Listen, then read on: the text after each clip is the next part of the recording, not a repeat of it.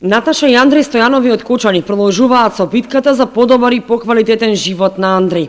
Првиот и вториот третман со матични клетки во Русија завршија успешно и тие се вратија со големи здравствени придобивки. Андреј се чувствува значително подобро во однос на говор, движење на раце и нозе и држење на телото.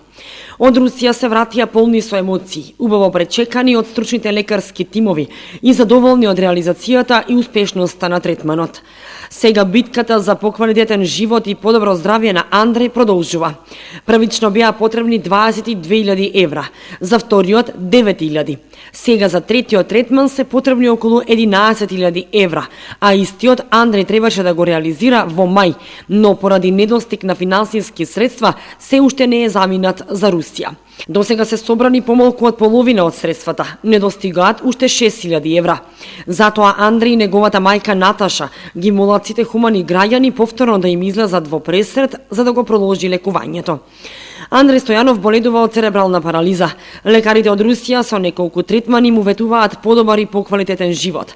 Затоа и Стојанов е упорен и до крај ќе се бори заедно со хуманите граѓани да ја победи болеста и да може нормално да живее.